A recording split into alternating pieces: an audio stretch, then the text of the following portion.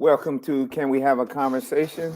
This is another segment that we have been talking for the last few months about various authors and different topics. And we have a special guest today, Dr. Bedford Palmer. We will be discussing his book today. I want to talk about his bio before we get started. Dr. Bedford Palmer II is a licensed psychologist, a tenure associate professor, and the chair of the counseling department at St. Mary's College of California. He earned his bachelor's degree in anthropology from the University of California, Irvine, his master's degree in psychology from California State University, Long Beach, and his doctorate in counseling psychology from Southern Illinois University, Carbondale.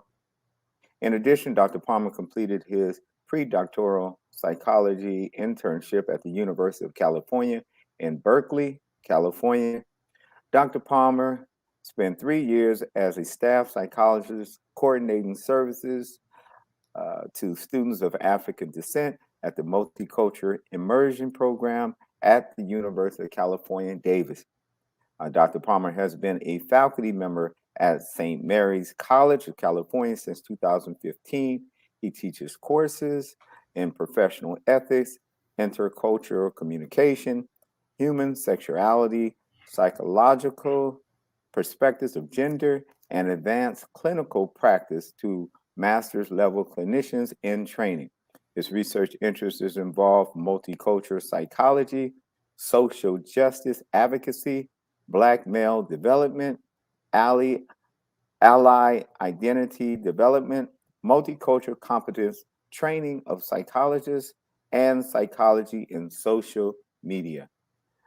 Welcome to the show, Dr. Palmer. Thank you. And sorry for that mouthful. No, it's quite an achievement, and it's always good to see educated men, young men, doing great things in the community as well as the academia level. And so, good friend of ours was together, Dr. Michael Connor. He suggests that you and I connect, talk about some of the things that we're doing, see how we can do some collaboration and also kind of change the things that we're experiencing in our communities. Tell us a little bit about how you got started with writing your book, and how did you come up with the title? So my book, my children's book, Daddy, Why Am I Brown? The way that this book kind of came together was I was talking to my partner, and she worked at a school, and she came home and she was frustrated because she was kind of sad because she was talking to a little girl who was a little young black girl who maybe was biracial, but she had brown skin, and she came and she was in tears.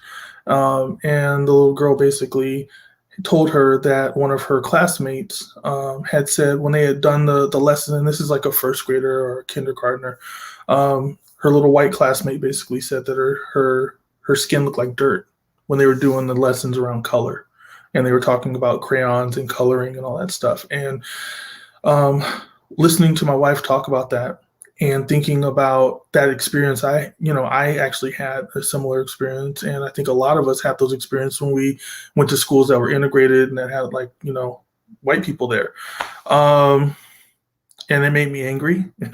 And in order to kind of get that off my chest, to deal with that, I'm a scholar, I'm a student, I'm a big nerd, so I just started writing.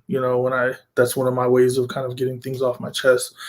And I found myself writing the beginning of a children's book that was a dialogue between a dad and his daughter, thinking in terms of what I would say if I had a daughter and how I'd talk to her about this question. And the name of the book, Daddy, Why Am I Brown? Is basically the question that I think that a kid would ask, which is really a basic, simple question. But I think that most Black and brown people, we at some point we tackle this as children. Um, why is the Band-Aid not the, when they said the Band-Aid is a flesh color Band-Aid and it doesn't match me? Why are the crayons brown for me and flesh tone for the white kids? That kind of stuff. Mhm. And I wanted to address that in a way that was different than what's kind of popular right now.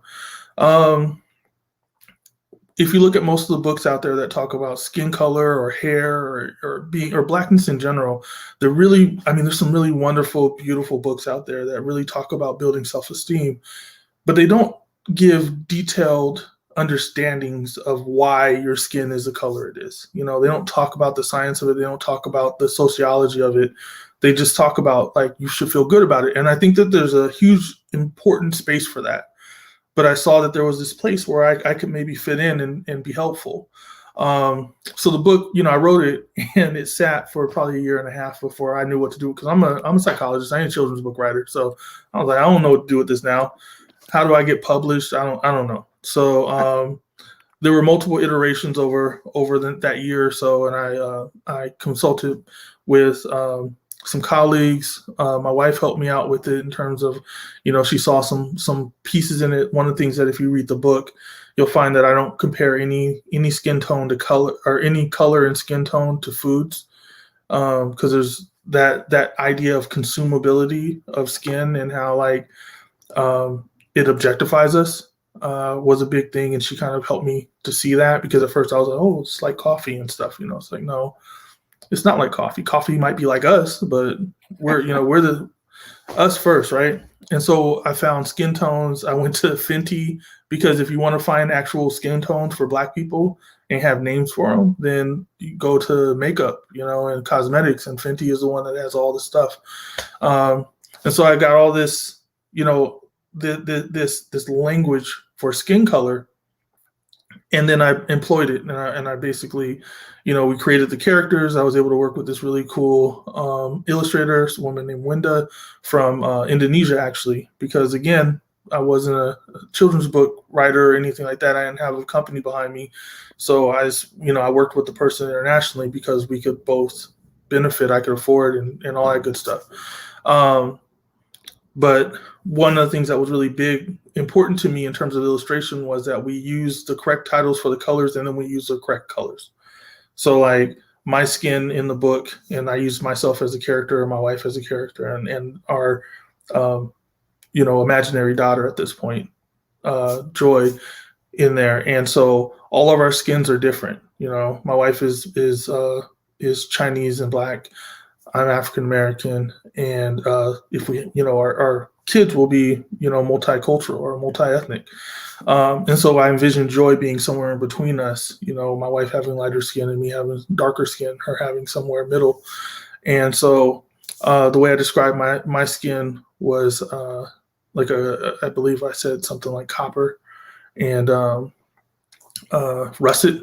Right, which I had never thought of my skin before as, but like when I was looking at it, I was like, oh, that's where russet comes. Russet isn't a potato. A potato is russet because it's the color russet, right? And so my skin is kind of a russet color.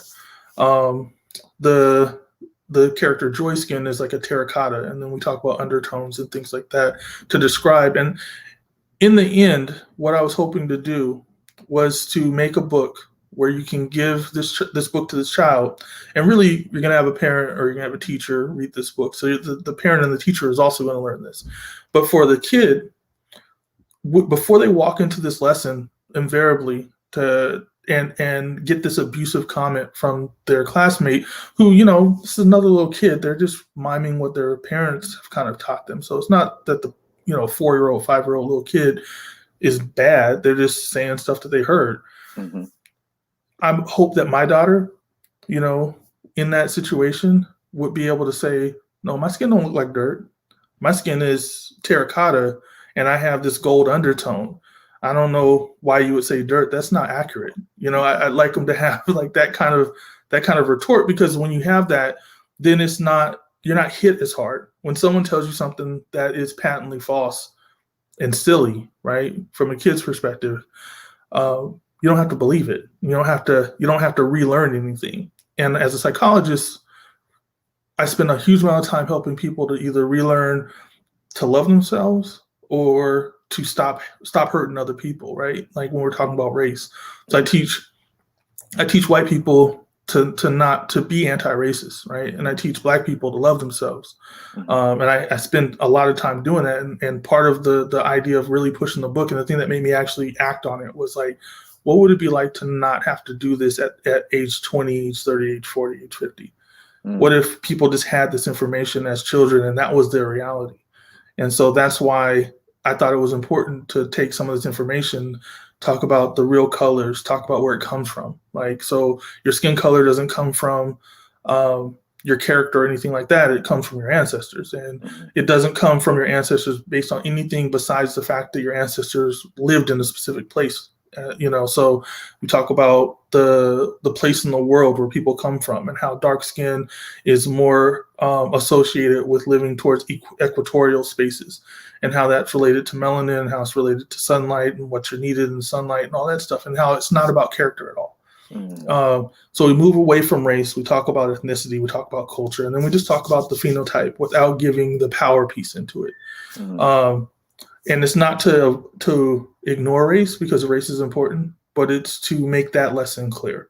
And I'll be following up. I'm actually in the process of working on a book that's going to directly address race, which is the follow-up book. The tentative title right now, probably going to go with it, but it's Daddy, Why Are We Black? Instead of why am I brown? And that's basically the same characters. And Joy's asking, she's a little older now, and she's like, well, I know that you said that my skin tone is brown and I understand all the colors, but you keep calling yourself black and mom keeps calling herself black and ain't none of us in here black. So what's going on? Right. Which is another question that we tend to have as kids. It's like, this isn't look black. I see the black crayon and this is me, but there's a reason for that. And that's what I want to kind of explain in the next book. No, this is and I enjoyed reading. It's very simple, especially for a kid to read. But what I really enjoyed reading about the book was how engaged the father was as far as communicating with the daughter and explaining all in detail why it is what it is. And I saw that you had opened up your computer and you took her to different places in the world and showed her these things and explained. And she's like, well, yeah, but you're one color and mom's one color and I'm another color, and which kids, always have these inquisitive questions to ask. My kids, they go to a predominantly white school and, they have to, deal with these things as well. Want to touch my daughter's hair and, feel it, and one even made a gesture to my son in this, because he saw a black kid in a book that they were reading, and he says, "Look, Stewart, there's you," because and it's that stereotype thing where because he's a black kid, must be you, Stewart, and so it's hard for African American kids to go to a predominantly white school and not deal with this thing because they're not educated. I call it ignorant, but ignorant is uneducated, unlearned, untaught. Kids don't grow up, uh, this way unless there's someone that can teach them, just like you're teaching your daughter. Hopefully, they would be teaching their daughters about this same thing when if their daughter ever asks, why am I white? And there's other kids that's black. And hopefully they can give them a good analogy as well as you did and take them back and try to stay away, as you said, from the race part, but just talk about it's not based on character. It's not based on, because you can't judge a person because the person is black, but you can also understand that they come from different places and the skin color can change because of the sun. Some may get more sun, some may not get others, as you were stating in your book. And so I enjoyed reading, and I saw at the end you had these definitions, and you want to share about that? What made you come up with those definitions at the end of the book? Yeah, so I wanted to put resources in the back of the book, and one of the things is that a lot of the books that are already out there, they're really important narratives and they really touch your heart. which is what I was trying to do in certain ways, but they're not informative of the science behind stuff and the sociology behind stuff. Um, I knew that I wanted to use words that would be a little bit advanced for a small child, um, but I wanted to give the parents and the teachers the ability to explain those words. And so I went into there's a specific dictionary that's built for age level for kids, and I cited it in the book. And I went and I found the definition so it could be explained in an easy way um, to children. And to be absolutely honest, I mean those same definitions are sometimes really hard for adults to take on. Like when we talk about what culture and ethnicity and things like that are.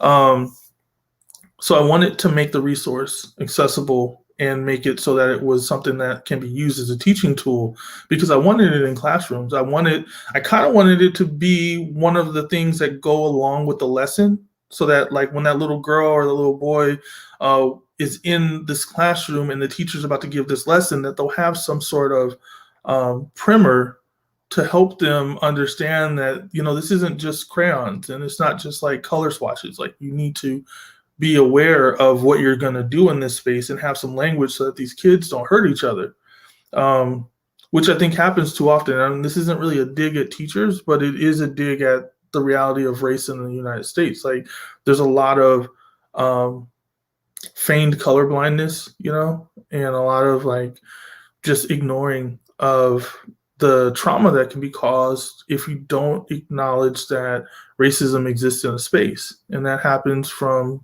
cradle till you pass.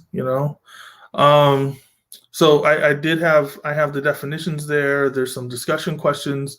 There's a lot of the little kids, they like the hand chart because there's a chart in the back that shows all the different like colors or a large number of colors that you can try to match your hand to and put your parents. And I see a lot of pictures, like people will send me pictures of their kids looking through the book, and they'll have their hand and they'll have their parents' hand touching it. And I really love seeing those.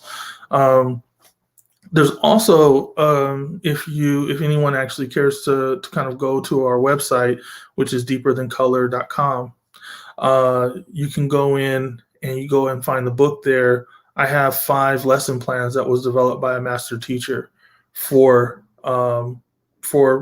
first grade and kindergarten age students, so that like teachers can take the book and have 5 lesson plans just ready. They don't have to put anything together. They just have to follow the plan. And those were written by Dr. Raina Leone.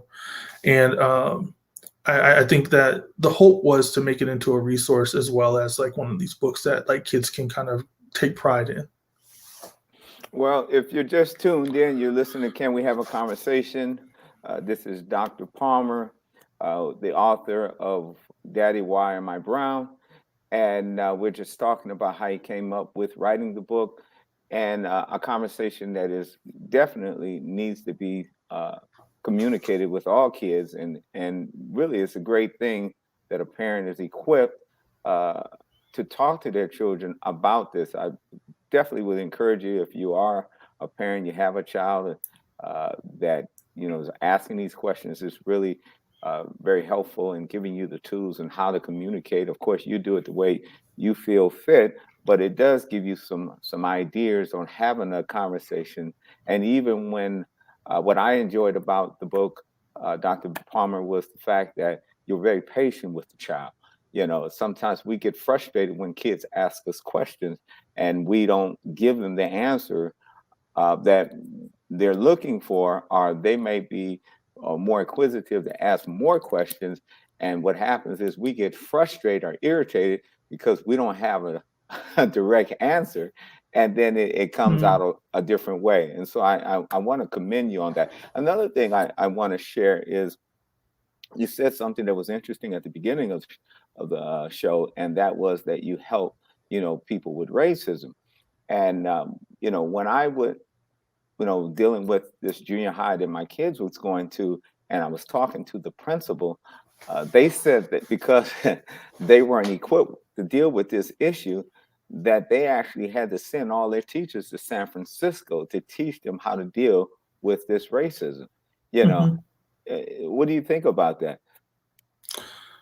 I mean, I think. Well, I want to. I want to. Can I answer this question? But first, talk about what you were saying about patients to kids, because I really want to. Sure, sure. I want to touch that real quick because I think that that's it's really important and it's really fundamental to kind of having these discussions and having any discussions with kids is that, and we talked before and I told you, like, I don't have children yet.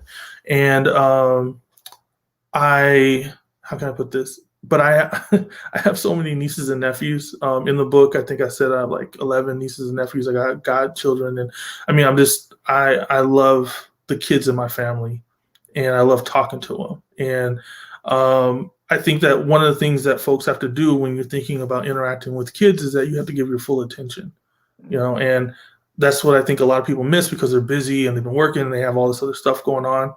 But like in that little moment, you have to understand that this child, when they're talking to you, you encompass like their entire world in a lot of ways because their world is really small. So if you're a teacher, if you're an uncle or auntie, if you're a cousin or you're a coach or whatever, when you're talking to this child who really the limits is probably crossing the street, you know what I'm saying? They can, if they want to, in their mind, if they want to run away, they're going to walk around the corner over and over again because they can't cross the street yet. Everything you say is important, and even small utterances and small little pieces of information a kid will just hold on to, and that just because you can think of, I'm sure anybody who's listening right now can think of little tiny pieces of information that someone gave them that stuck, it's just there and they just don't do it. Like when I was a kid, I remember my dad telling me, you want a job where you can sit down. And this is part of a longer talk where he was telling me to not sit down while I was working, doing something. So he was like, hey, man, if you want to sit down, you need to get a job where you can sit down, you can get your butt up now, that kind of conversation, Right. But right. it stuck with me because, most of my job is sitting now. And part of that is it was him trying to say, I want you not to be a laborer. I want you to do this other thing. Right. There's nothing wrong with being a laborer, but he had his aspirations for me and it stuck with me. And that was from early age. If you talk to your child about race and you're flippant about it, and you don't really think it through and you don't give them the time, then they will come up with a lack of information about this stuff when you actually have a bunch of information. By the time you're an adult, whether you study this or not, you've done a lot of, personal research on how race in America works. You should be able to answer certain questions, right? So I think that that's like a big piece. Now, in terms of what happens with adults, I think that there's two things happening at the same time. One, a lot of adults didn't get any kind of race education as kids. It just doesn't happen. I didn't learn much about race in school besides Martin Luther King. I didn't learn about Malcolm X because I went to a school where, I was in a white neighborhood, and so they taught us about MLK and Rosa Parks. They didn't teach us about the people who would say no with a fist. Even though if you're a student of Martin Luther King, you also know that violence wasn't out of the question. It was just his particular strategy to make it work. So you have people who come with a dearth of knowledge on race and ethnicity and how that works. They didn't get in their history classes. They didn't get into the sociology classes. They didn't get in their civics classes, if they even had a civics class at this point. You also have people who avoid race and avoid issues of race so that they could have learned it in high school. They could have learned it in college. They've heard this stuff. It's been told to them. They've read about it, but they constantly act to forget about it because it's uncomfortable and it doesn't feel good. It doesn't feel good to find out that your team is a team that did this messed up thing, right? Or it doesn't feel good to feel like your team lost, right? There's a lot of Black and brown people who don't want to identify with the fact that like their great grandparents were slaves or were were enslaved people, or were immigrants or were whatever. They want to assimilate, and part of that is the pain of having to accept what happened to folks, right? Either way, when you end up in a professional position, what a lot of people don't understand is that if you're going to be an ethical professional in any position you're doing, so as a teacher, as a lawyer, as a doctor, as whatever, as a coach, um, you have to attend to the needs of the people who you're working for, right? Mm-hmm. So people come into these jobs and they don't realize that if you're going to work with people who don't look like you got to know something about those people. Mm-hmm. You got to know something about your relationship to those people, because it's not just that when a white person walks into a room with black people, they're not just walking into a room with black people's experience. They're walking into a room with black people's experience of people like them, right? And so they need to be aware of that, at least, that like, hey, I tell my students, I teach master's level counselors, right? So they're going to go out and be MFTs and school psychologists, school counselors, that kind of stuff. And one of the first things I tell them in the ethics class is that people ain't going to trust you, because you put on the moniker of medicine and science and government and establishment. And if you're going out to a community, it doesn't matter if you black or brown or, whatever, you're going to look like you're part of the man, and the community ain't going to like you at first. Right. And you have to get over that. Like, if you're going to be a professional, you got to take that hit, because they have a right to not trust you, because the community has been hurt over and over by people who said they were cool. Like, you're about to go tell them you're cool. So you got to learn, you got to earn trust. You got to earn respect. You got to earn all that stuff.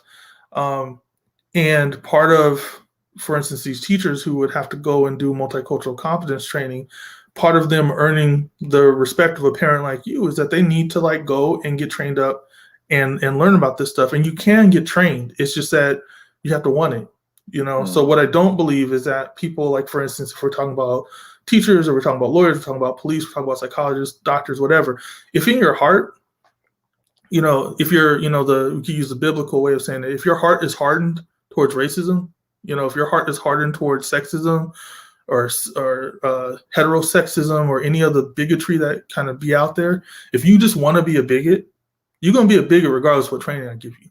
That's true.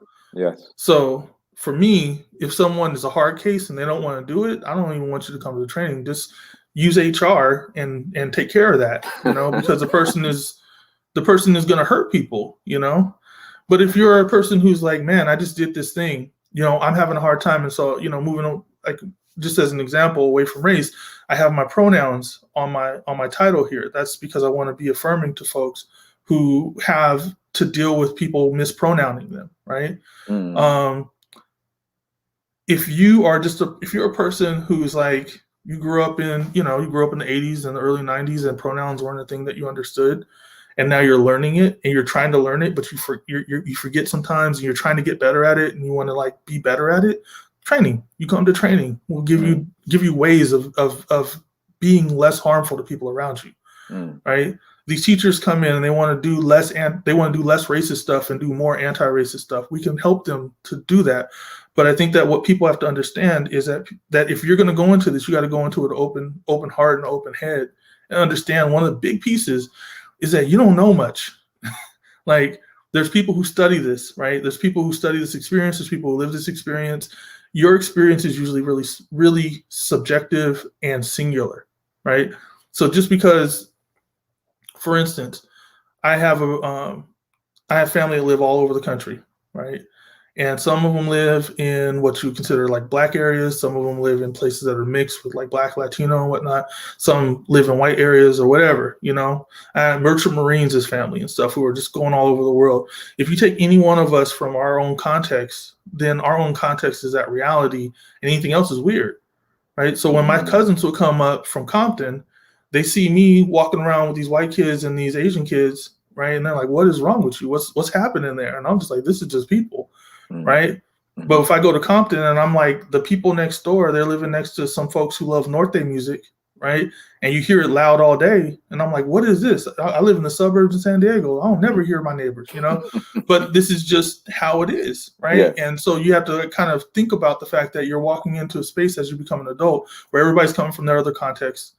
And you're going to have to be open to learn some stuff about things, because what you think is strange is the life of someone else. And your concept of your life, of what's important and what's sacred, isn't any more important or sacred than what other people think about their lives.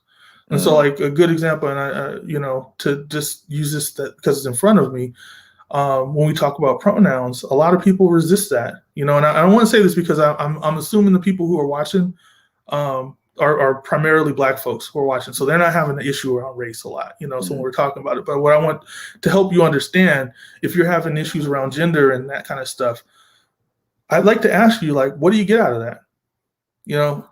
How does it help? How does it make you feel? How does it make you, what is the positives that come out of that, instead of just being like, I'm gonna do the thing that makes this other person feel okay, that protects this other person from getting hurt, that helps this other person not like do bad things to themselves because of the environment. Because that's exactly what happens to our kids in school when white people treat us poorly, when other people treat us poorly, when people do racist stuff to us. It's the same kind of pressure that gets in the way of our success. It gets in the way of our health. It gets in the way of our actually being able to breathe and have life. Because when police come and do it to us, then you might get killed. mhm, mhm, And so that's what that training looks like. It's like opening yourself up to kind of get a rewrite of what reality looks like and being okay with that. mm. Yeah. So if you just tuned in, you listen to Can We Have a Conversation? We're interviewing Dr. Palmer. He is the author of the book, Daddy, Why Am I Brown? He also works with a lot of young men, and I want to, touch on that as well. But before we do that, there's a lot of people that's tuning in, and they're expressing how they feel. They're saying it's a great discussion. This is well needed. I'm glad I tapped in. Um, you know, Thank you for this important discussion. This is a discussion that we don't talk about much, but it's also a discussion that a lot of people want to hear, you know. Mhm. And I don't know why we don't have more topics like this, but I'm glad that we are having it. Um, you talked about, you and I talked over the phone, and you talked about your relationship with your father, and it was a Mhm. very positive relationship. And I kind of want to talk about that and how has that shaped you in becoming the man that you are today.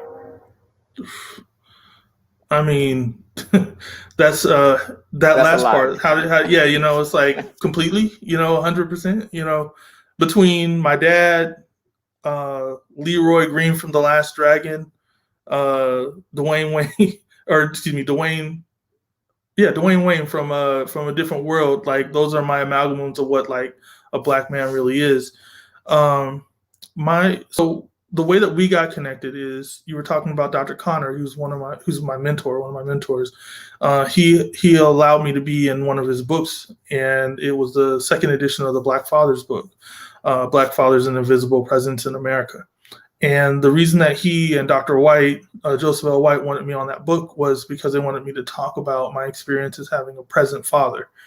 A lot of the book dealt with like the pain and struggle of having a father who was either not present, or if there was like specific kind of problems going on in the home. Um, Not all the other chapters, but mine specifically was very much about him being present and what that meant for me. And as I think about my childhood, my dad influenced me in turn. I mean, like I told you the story about standing up and like sitting down and stuff. I remember doing the thing where you box with your dad. I remember him having me. He taught me how to negotiate. I always tell my friends about the story where my dad told me, "Hey, I want you to clean this van out." And he used to always drive these vans, and he wanted me to clean his van, and it had all these tools and all this stuff in there, right? And I was like, man, that's a lot. And at the time, I was like a teenager, so I'm kind of like thinking I worked at McDonald's, I was a Calvin dude and all that stuff. So I was like, hey, Dad, my time is actually worth about $4 an hour.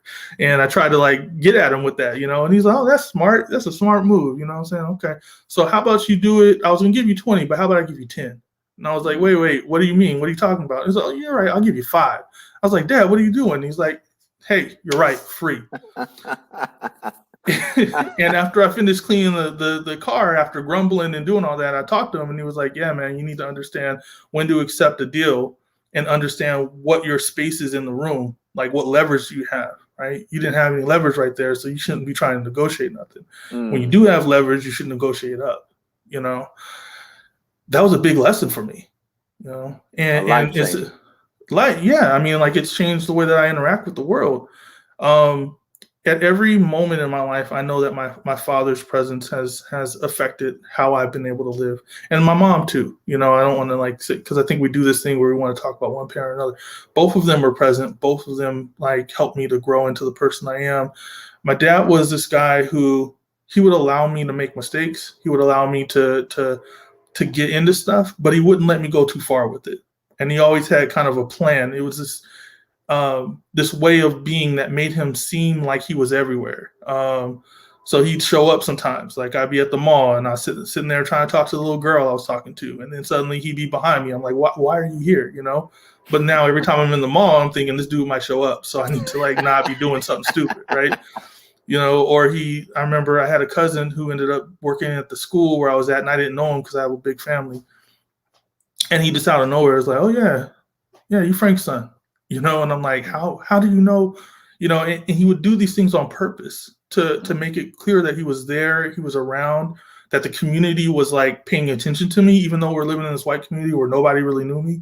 That somehow he was going to get the dirt if I did something, and people might think of that as being surveilled in a weird way, but it wasn't that. It was I was being kept safe. You know, there were a lot of people in the space that I was in who would have loved to like have me on the back of a milk carton or something like that. And me kind of understanding that I had to carry myself in a particular way, that I had to like pay attention to the surroundings, to like be kind of aware, and to kind of have a clear rule about how I was supposed to comport myself was really important. And then in terms of like the things that I would do, he would always just he is, and I said I don't want to speak on because my dad's alive. It's not past tense. He's he's still giving me lessons.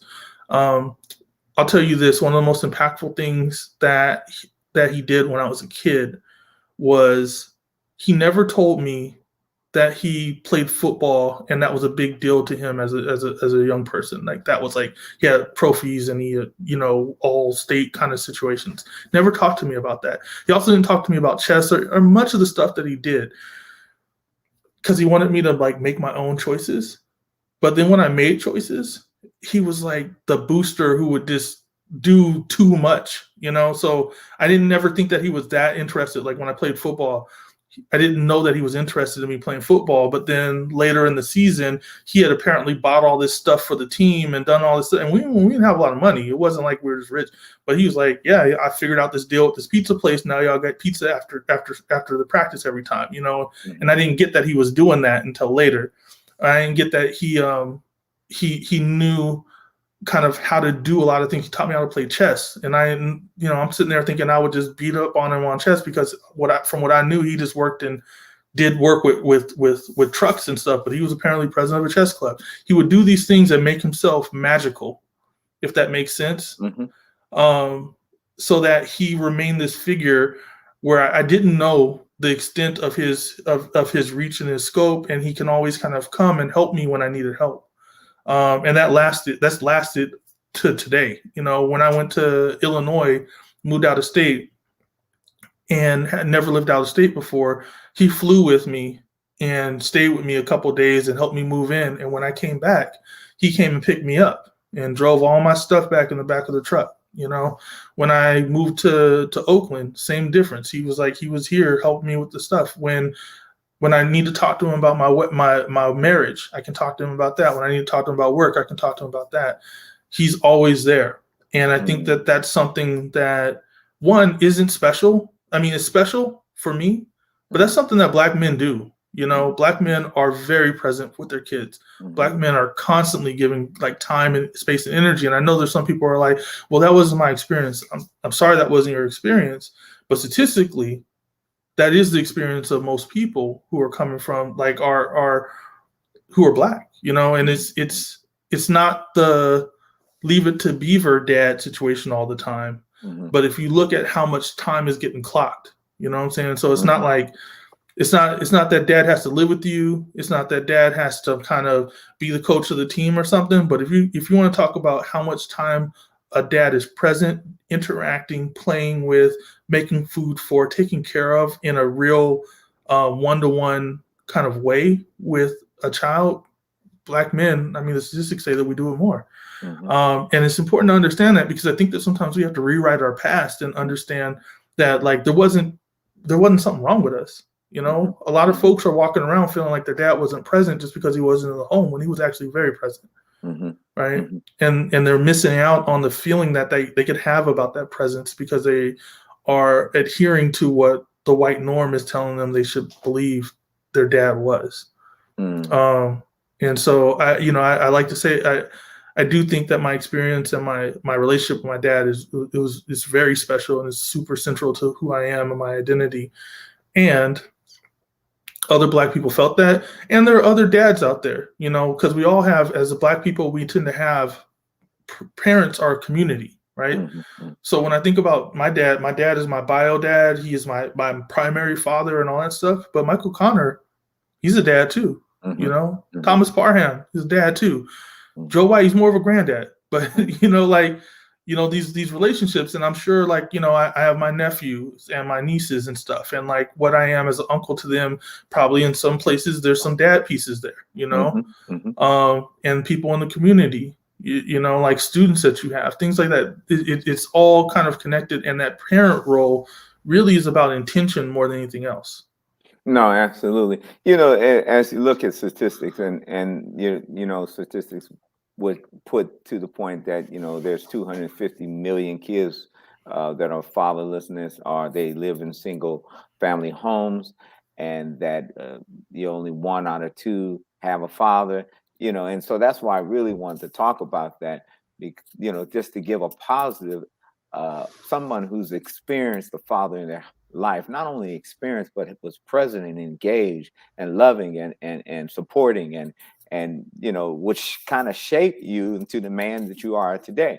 When you Mm-hmm. speak about being an uncle and you're not a father, I remember I had a father at home, and my father, he was really good at up to a certain point, but then somehow he fell off and went a different direction.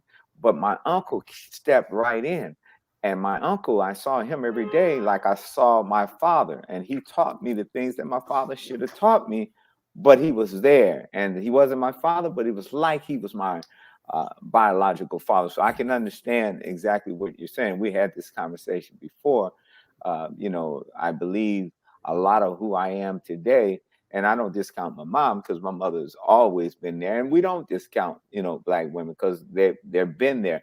But Mm-hmm. there is a struggle here with black men that want to be engaged in their children's lives, and for whatever reason, they're not. And whether it's the mother is the gatekeeper, and they may have some differences, and she may not allow them to see them because they're no longer together. Or you might go to court and deal with that, and the traditional court system is more biased towards the mom, and the father saying, but this is my child too, but he doesn't get equal time, but wants to pay child support. Those things are frustrating for some fathers. And Mm-hmm. then on top of all of the trauma that they have to deal with on the day-to-day basis. So and I still see fathers still committed and saying, you know what, I still this is my child, give the mom some money, but it might not be on the record, Mm-hmm. and they're saying, well, I'm trying to work with them, but a lot of them didn't have a lot of good models to teach them how to be engaged, how to communicate, how to embrace, how to say I love you. And so it's kind of awkward for them. One of the things, Mm-hmm. Dr. Palmer, that I share with men that I deal with is, I said, you have two kinds of men. You had men that had fathers, and you had some men that didn't have fathers, but they both have been impacted. Whether the one who had a father can talk about how that experience has shaped them to be who they are, and they become really great fathers, or you have that other one who's hurt and angry and has some identity issues, and he can talk about how he was impacted because he did not have a father. But what do you think Mm-hmm. about that? Well, I think people's, again, like I don't see it quite as a binary. I think people have different experiences of having fathers and male figures in their lives, um, and not even just male figures, because a woman can act like a father in a lot of ways. They can take on that masculine piece if they want to, or they can teach the things that people would stereotypically think are for dads to teach. Um, I think that when it comes down to it, there's the reality of our system, right? And our system, say what you want about it. I mean, there's a reason why our system is skewed towards moms right now. It's because for many years, for up until I don't know the late '60s or '70s, it was deeply skewed towards dads to the point where like moms had no rights. And so, if you want to say there's a pendulum, yeah, we're living in a place where the pendulum makes it so that, like, as a man, you need to be very mindful of the way that you interact with a woman that you have a child with, because in a lot of ways, there's going to be control that she can have based on the way that the courts work, and that's even more pronounced for Black men because the court system in the United States is never going to weigh towards us well. Mm-hmm. That said, it's the man. If you have a kid, your responsibility to take care of the kid. It doesn't matter how you feel about it. You know what I mean? Like your feelings, once you've decided, and I tell young men this all the time: don't have sex. Or I'll tell you, Dr. Connor would say this, so I'm going to cite my source. He would always say, don't make permanent decisions with people you don't want to have permanent relationships with, right? Mm. Having sex with someone is a permanent decision, whether you like it or not. It doesn't matter whether you use a condom or whatever. All kinds of stuff can happen. Nothing's 100%. So you have sex with someone, you have sex in the vicinity of someone, right? You might have a child. And so what you've done is you've signaled to the universe, right, that I'm ready for a child. As soon as you start doing that, and because you've done that, now you're responsible. If this little human being emerges into the world, they owe you nothing. You know what I'm saying? And you owe them everything. Mm-hmm. And that's just how it works. And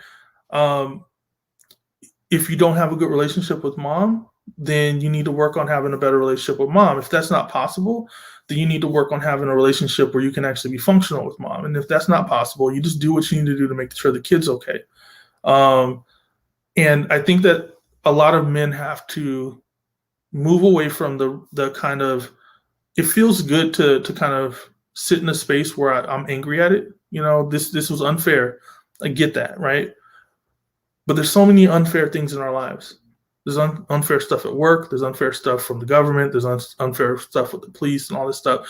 And to focus on the unfairness of having to take care of your kid for me, I'm like, you could be doing that somewhere else, right? Mm-hmm.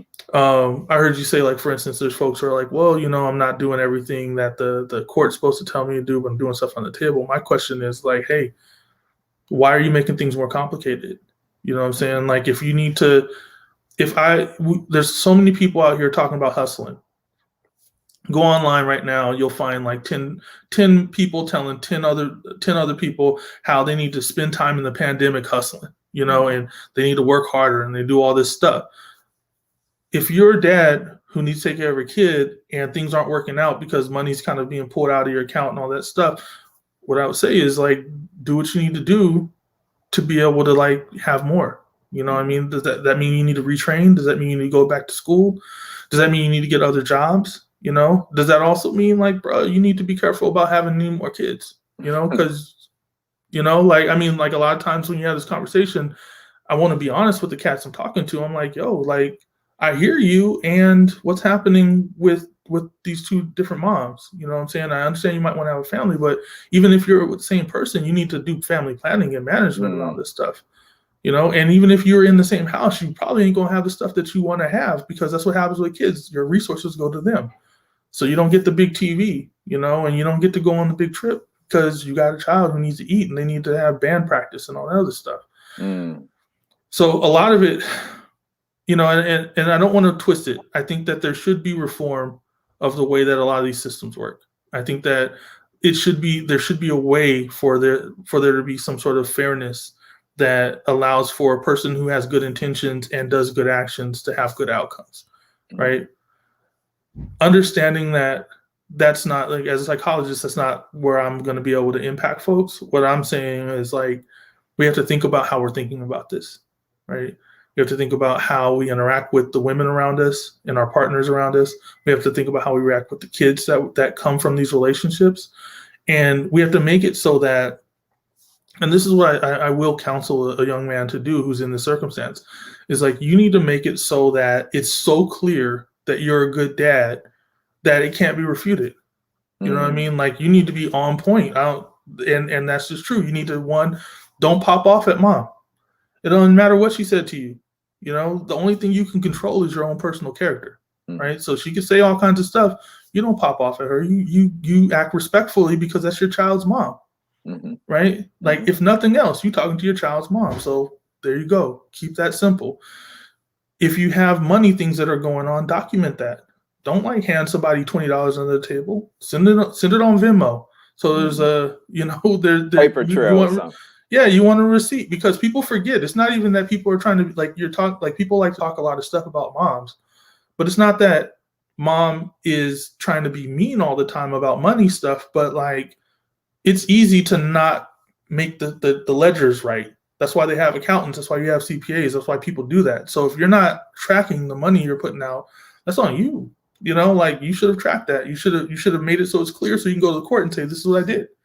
Right. You also need to take on more responsibility. You know, if you want to be seen as this present father, then you must be present. Right. So, and if you're being blocked from doing that, then there are ways to address that as long as you don't start acting out.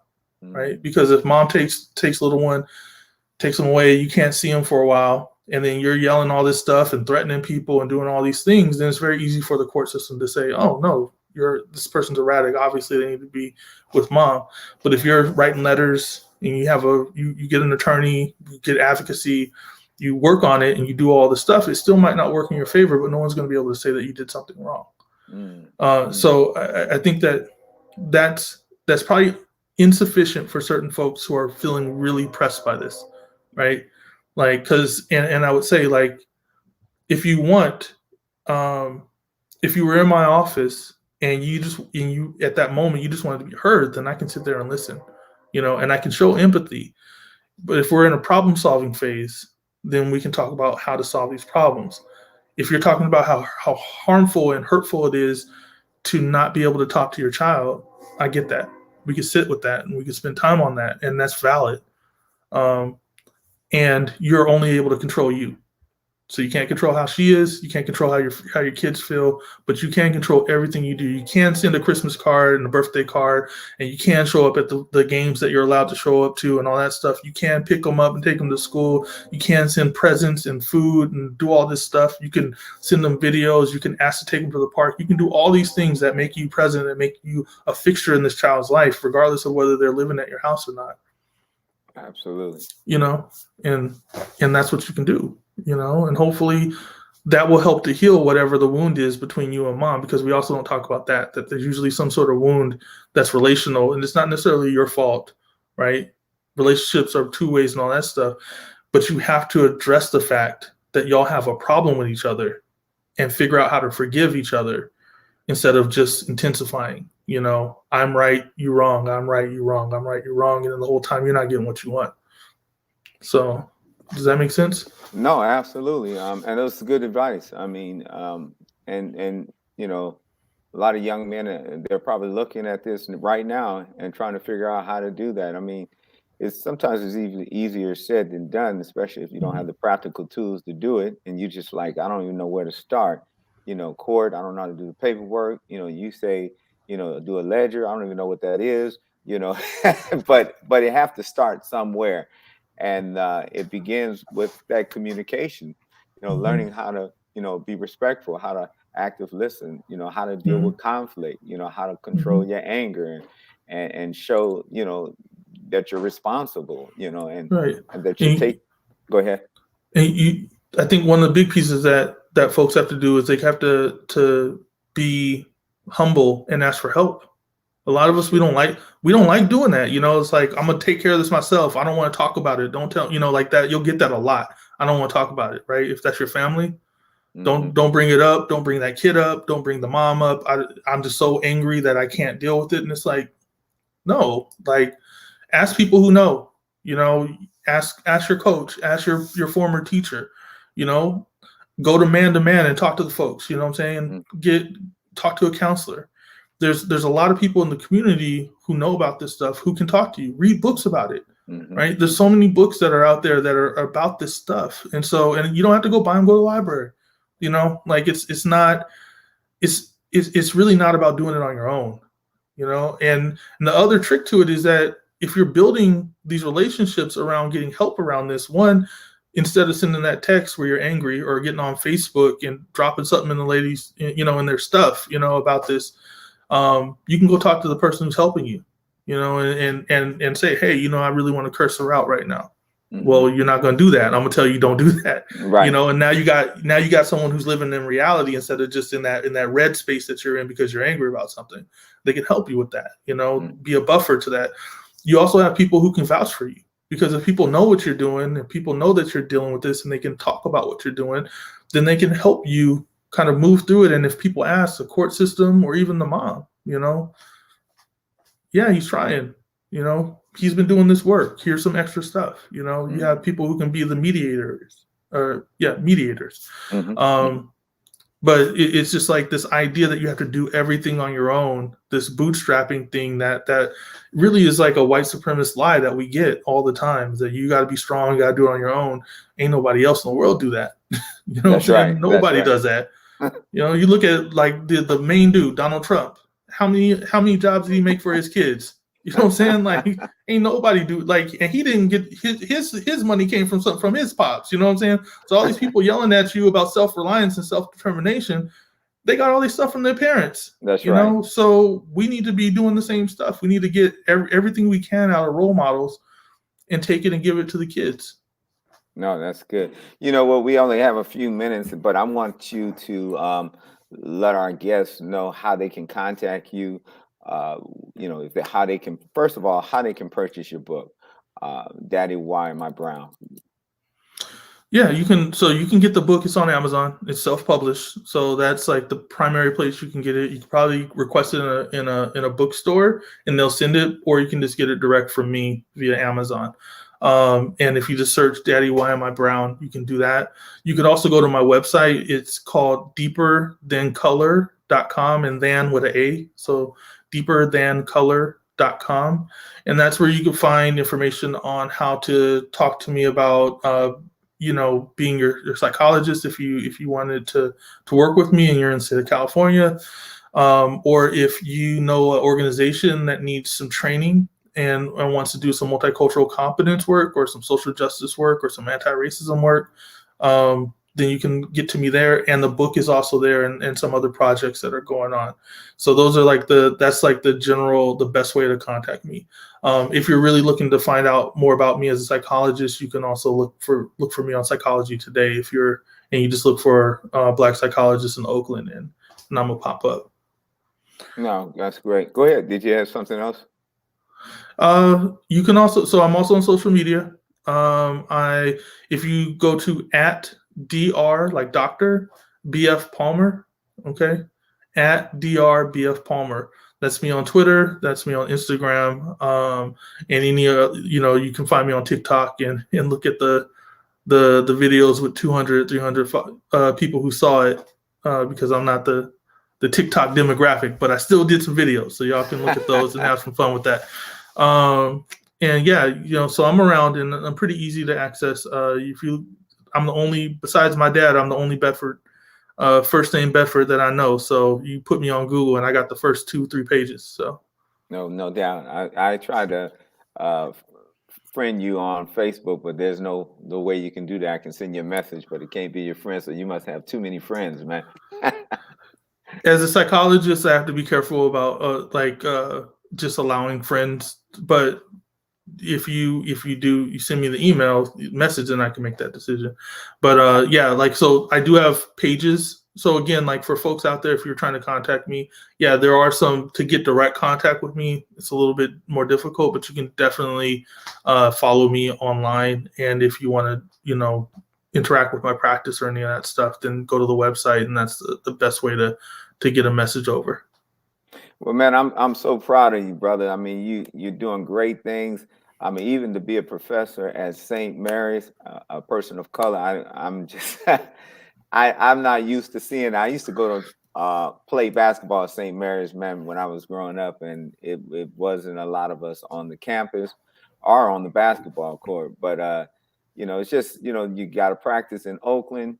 You're doing some great work. I'd love to have you on the show again, talk about some other things with you and how you work with the men. I know you talked about advocacy and some other things. So that would be another show if you'll be willing to come back. Love to have you again. Love to come back. I appreciate you having me and introducing me to your audience and like sitting down and just talking to me. This is really fun. So thank you for that and for allowing me to talk about the book. Absolutely. We'll talk soon. One more time, giving your information just so that if somebody just tuned in, they can get how to get your book, Daddy, Why Am I Brown? And if they might need some counseling or some therapy or something, that you can provide some services for them.